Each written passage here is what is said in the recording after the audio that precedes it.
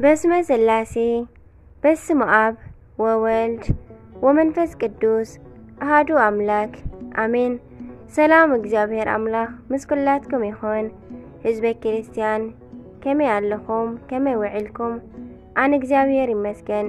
ክብሪ ይስፋሕ መድኃኔ ዓለም ክርስቶስ ልዑል እግዚአብሔር አምላኽና ክሳብ ሰዓት እዚኣ እትጸንሕ እስትንፋስ ዓዲሉ ብጸጋን ብጥዕናን ስለ ዝዓቀበና ክብርን ምስጋናን አምልኮን ውዳሴን ዘላለም ንዑ ይኹኖ።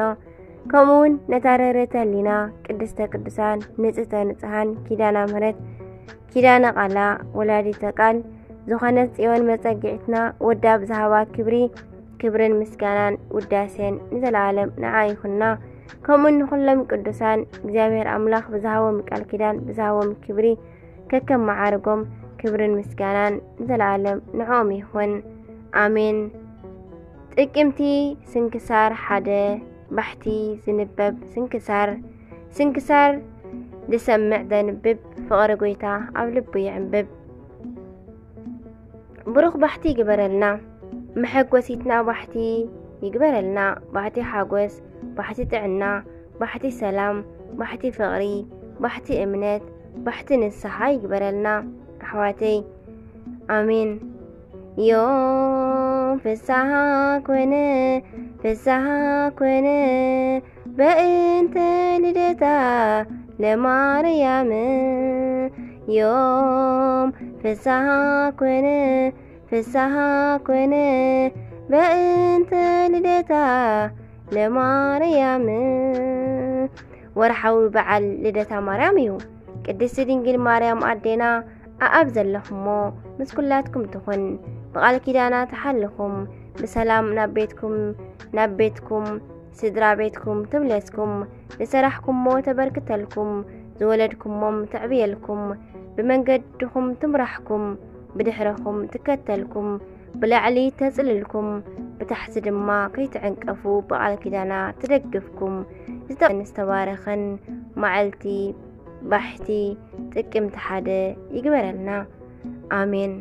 ጣዕማ ፍቕራ ጸሎታ አማላድነታ አዶነታ ናይ ቅድስቲ ድንግል ማርያም አዴና ምስ ኩላትና ይኹን አሜን። በስመ አብ ወወልድ ወመንፈስ ቅዱስ አሐዱ አምላክ አሜን።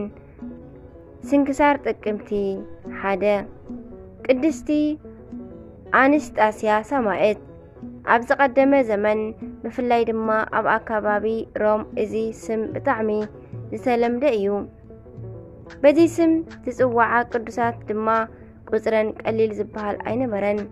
ታሪኽ ናይ ቤተ ክርስቲያንና ከም ዝነግረና ሃገር ሮሜ ክሳብ 500 ክፍለ ዘመን ናይ ኩሉ መንበሪ ነበረት። ጽቡቕ ኮነ ክፉእ፣ ሓጥእ ኮነ ጻድቅ፣ ኣረማውን ምእመንን፣ ጨካንን ሩህሩሃንን ወዘተ ብሓደ ይነብሩላ ነበሩ።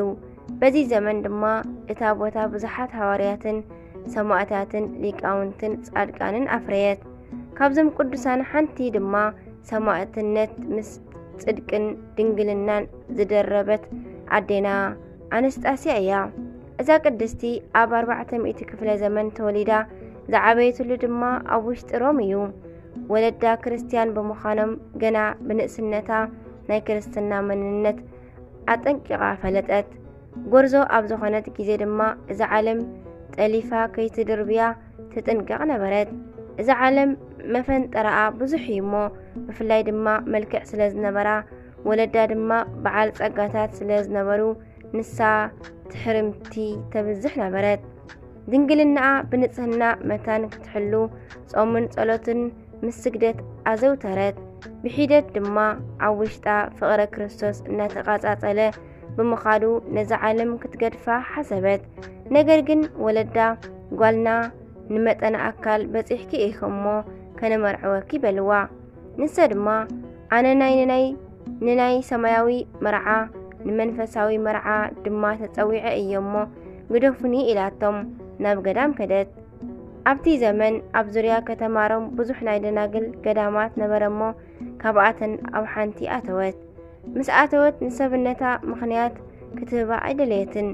ንርእሳ ብጾም ክትቀጽዓ 48 ሰዓት ኣብ ክልተ መዓልቲ ሓንሳብ ጥራይ ትበልዕ ነበረት።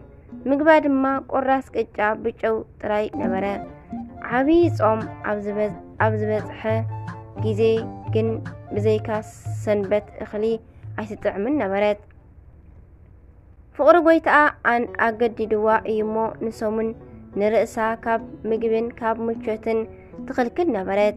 እዚ ክኸውን ከሎ ድማ ኮፍ ኢላ ኣይኮነን፣ ብጾምን ብስግደትን እናተግህት ነተን ደናግል ብምሉእ እናተኣዘዘት እዩ እምበር ንቁሩብ ዓመታት ብኸምዚ ዝበለ ገድሊ ጸኒሓ ምስ እመምኔታ በዓል ንምኽባር ሓደ መዓልቲ ካብ ገዳምን ወፃ። ኣብ መንገዲ ከለዋ ድማ ኣረማዊ ንጉስ ንክርስቲያን ኣኪቡ ከሳቅዮም ከሎ በጽሓ ብርግጽ ርእየን እናሓዘና ክሓልፋ እኳ እንተኸኣላ ቅድስቲ ኣንስጣስያ ግን ኣይከኣለትን። ናይ ወገናታ ስቃይ ምስ አንገብገባ ብድፍረት ናብቲ መኮንን ቀሪባ ዘለፈቶ። ኣንታ ኣእምሮ ዝጎደለካ ከመይ ኢልካ ብደም ኣምላኾም ዝተገዝኡ ንክርስቲያን ከምዚ ዝበለ ብዘይበደሎም ተሳቅዮም ኣለኻ በለቶ። ብድፍረታ ዝተገረመ መኮንን ድማ ናብኡ ኣቕሪቡ ንመን ኢኺ ተኣምኒ በላ። ንሳ ድማ ንሰማይን ምድርን ንባሕርን ንየብስን ንዝፈጠረ ስለ ፍቕሪ ሰብ ድማ ሞይቱ ዝተንስአ ንዘለዓለማዊ ንጉስ ኢየሱስ ክርስቶስ እየ ዘምልኽ በለቶ። ብጣዕሚ ስለ ዝተባሳጨወ ድማ ስቃይ ኣዘዘላ። ብገድሊ ዝተቐጥቀጠ ለምለም ኣካላ ብብዙሕ መክፈልተ ኩነኔ እቶም ወታደራት ኣሳቂዋ። ኣብ መጨረሽታ ድማ ሞት ተፈሪድዋ በዛሎማዓንቲ ቀተልዋ። ቅድስቲ ኣዴና ኣንስጣስያ ናይ ጽድቅን ናይ ድንግልናን ናይ ምስክርነትን ኣክሊል ኣብ ናይ እግዚኣብሔር መንግስቲ ረኸበት። እዚ ኩሉ ክትጋደል ግን ዕድማኣ ገና መንእሰይ ንእሽተይ ነበረት። በረኸታ ይሕደረና። ቅድስቲ ማርያም እንተ ህፍረት ኣብ ዘመነ ሐዋርያት ብተመሳሳሊ እንተ እፍረት በዓልቲ ጨና ተባሂለን ዝጽዋዓ ክልተ ኣዴታት ነበራ። ክልቲአን ድማ ስመን ማርያም ስለ ዝነበረ ንምፍላይ መታን ክትዕም ነታ ሓንቲ ማርያም ሓጥእት ካብ ሓጢያት ዝተመልሰት፣ ነታ ካልአይቲ ድማ ማርያም እንተ ኣልዓዛር እህተ ኣልዓዛር ኣብ ቢታንያ ትነብር ዝነበረት ኢሎም ኣበው ይጽውዕዋ። ኣብ ሉቃስ ወንጌል እትርከብ ካብ ሓጢያት ህይወት ዝተመልሰት ክትከውን ከላ ኣብ ዮሐንስ ወንጌል 12 ፍቕዲ 1 ዘላ ሓፍቲ ኣልዓዛር እታ ድንግል እያ። ሎሚ እንዝክራ ድማ ነዛ ኣዴና እያ። ቅድስቲ ማርያም መድኃኒ ዓለም ክርስቶስ ናብዚ ዓለም መጺኡ ኣብ ዝምህረሉ ዘመን ኣብ ኣካባቢ ቢታንያ እትነብር ዝነበረት ድንግል እያ። ወለዳ ኣብ ዘይነበረሉ ኣብ ውሽጢ ቤት ዓበይቲ ይሕዋታ ኣልዓዛርን ማርታን ኣዕበይዋ። ብቤተሰብ ደረጃ ኣጋይሽ ይቕበሉ ስለ ዝነበሩ ጎይታና ፈተዎም። ንኣልዓዛር ምስ 72 ኣርድእቲ ንማርያምን ማርታን ድማ ምስ 36 ቅዱሳን ኣንስቲ ቆጸሮም። ሓወን ኣልዓዛር ኣብ ዝሓመመ ጊዜ ናብ ጎይታ ልኢኸን ነበራ። ኣብ ግዜ ግዚኡ ዘይሰርሕ ጎይታ ከይመጸ ኣልዓዛር ድማ ሞተ። ኣብ 4ይ መዓልቲ ኣምላክ ምስ መጸ ቅድስቲ ማርያም ኣብ ቅድሚ ጎይታ ሰጊዳ እግዚእየ ሶበስ ሰሃቤከ ከዝየ እሞተ እሁየ። ንስኻ ኣብዚ እንተ ትነብርሲ ሓወይ ኣይሞተን ነይሩ ኢላ ኣልቀሰት። ዮሐንስ ምዕራፍ 11። ጎይታ ድማ ክተልቅስ ኣብ ዝረኣያ ጊዜ ኣምላኽነቱ ኣራህርህዎ ኣልቀሰ። ሽዑ ድማ ብስልጣን ቃሉ ኣዚዙ ንኣልዓዛር ኣተንስኦ። ሽዑ ጎይታና ኢየሱስ 6 መዓልቲ ቅድሚ ፋሲጋ ናብታ ንሱ ካብ ሞታት ዘተንስአ ኣልዓዛር ዘለዋ ናብ ቢታንያ መጸ። ዮሐንስ 12 ፍቕዲ 1። ኣብኡ ኣልዓዛር ኣብ ጎኒ ጎይታ ምስ ተቐመጠ ቅድስቲ ማርያም ኣብ ትሕቲ ጎይታ ተንበርኪኻ ናርዶስ ዝብልዎ ናይ 300 ዲናር ጨና ኣብ ልዕሊ ጎይታ ኣፍሰሰት። መዓዛ መለኮቱን ጨኑኡን ምስ ተራኸበ መልኣ መዓዛሁ ከም ዝብል ዝምስጥ ጨና ነቲ ቤት መልኦ። ኣብቲ ወቕቲ ይሁዳ ምስ ተቃወመ ጎይታ ድማ መልሲ ሃቦ።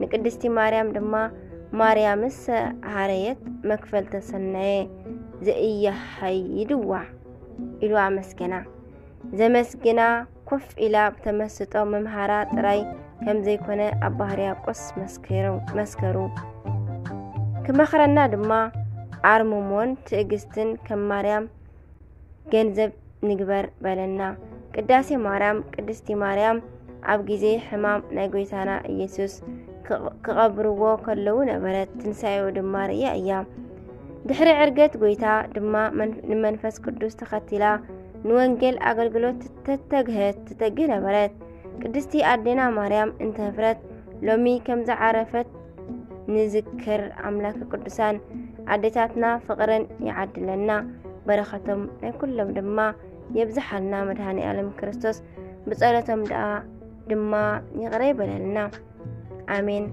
تنكمتي حدا زخبرو عمتاونا قدسان بعلات قدستي أنستاسيا دنجل صادق سماعت قدستي مريم انتهفرت قدستي سوسنا دنجل قدستي هارتان دنجل كخدو كلو دما كنا نسو نبحنتي عدي أتوى مارتا زسمحنتي سبيتي كأ أبيتا تقبلتو مارتا استبهال حبتي دما نبرتا نسا خاء زرباو كتسمع أبطقا إقري قويتا يسوس تقميتا نبرت مارتا قنا ببزح مقلقال تسعر نبرت دو إلاكا قويتاي حبتي حديقاتني بينيك قلقلدو قدي بالكان إيخا مبارك كتدقفني نقرى بلتو قويتا يسوس دما مارتا ببزح نقر تجنقن تقوين علخي اتي زد اللي قنا حدا ترايو